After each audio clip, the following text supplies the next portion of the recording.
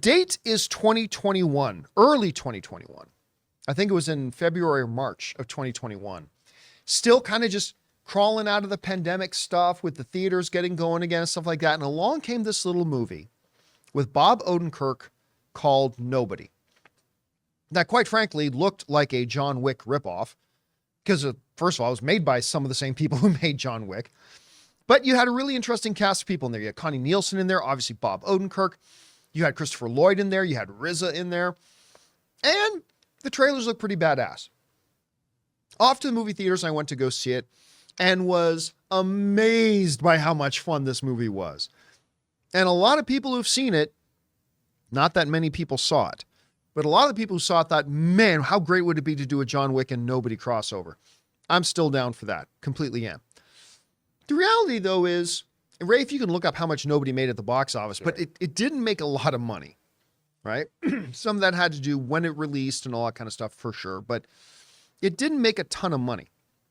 So there was like very valid questions. So we got that, Ray? Yeah, 57.5. 57 million worldwide. So not only would it be hard to make a case that it should have a crossover with John Wick when everybody had seen John Wick and next to nobody saw Nobody, but could that movie even get a sequel? Well, a couple of years ago, the director of the film kind of dropped some hint that, hey, nothing's been greenlit, but we are hoping to develop a sequel. Well, now one of the stars of the movie, Connie Nielsen herself, has come out and made it known that, yeah, we're making it. This comes just from Coming Soon, who said the following. Connie Nielsen says that a sequel to the Bob Odenkirk starring Nobody is still happening. Speaking with comicbook.com, Nielsen confirmed that Nobody 2 was still in the works at this time. Yeah, she said, we are doing it, but I can't tell you anything about it yet. And that again comes to us from Coming Soon. All right. There are times in Hollywood when a movie doesn't make any money, but there are still arguments to be made for taking another run at it. I think Nobody, coming out under the circumstances in which it came out, accompanied by the fact that a lot of people did discover the movie after its financial failure at the box office, and with the added thing of that, it's not an expensive project to make. I don't know what the production budget on the first Nobody was, but I can guarantee you can probably do a second one for probably about $30 or $40 million. $16 million. $16 million. Well, it was profitable then. Depending on how much they spent on marketing. But I mean, $16 million. So if you want to be generous, make the sequel for 25 or 30. And I think this is a property today with the audience that it built that could theoretically make $70 million, $80 million at the box office. So I think all those, even though the first one struggled, I think there's a good basis there to make that argument. It sounds like they're doing it, and I'm excited about it.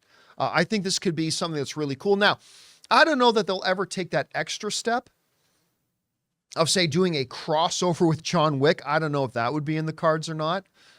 But would I be down for a Bob Odenkirk Nobody 2?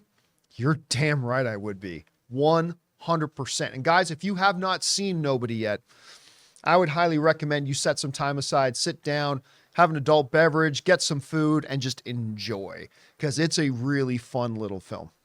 Guys, we want to take a second to thank a sponsor of today's video, Harry's. You know, guys, in order to start the John Campea Show, I had to leave my high-paying corporate job in order to set myself up to be happier and enjoy more personal success. Because sometimes to get what you want, you have to challenge the status quo and blaze your own trail. And that's exactly what the folks at Harry's did. You see, at Harry's, they saw customers getting ripped off by questionable products in the shaving industry and decided to do something better. Harry's decided to pave their own road by making beautifully designed razors for a fraction of the price of the other big brands. Exceptional products, honest prices. That's Harry's. I have fallen in love with Harry's, from their foaming shaving gel that feels just luxurious on the skin to their incredible razor that feels just as good in the hand as it does going over your skin. They've got rich, lathering, skin-softening body wash in scents like redwood, wildlands, and stone. You see, Harry's provides German-engineered blades made in their own factory that stay sharp longer. You can get a 5-blade razor, weighted handle, foaming shave gel, and a travel cover for just just $3 at harrys.com/Campea. Don't settle for the status quo. Blaze your own trail with Harry's. Get started with a $13 trial set for just $3 at harrys.com/Campea. That's harrys.com/Campea for a $3 trial set. Hey guys, thanks so much for watching this video. Make sure you like the video, leave a comment, and subscribe to our channel. And don't forget, we have a daily podcast called the John Campea Show podcast, available on Apple Podcasts, Spotify, or your favorite podcasting app of choice. Go and subscribe to it today so it'll be there when you need it.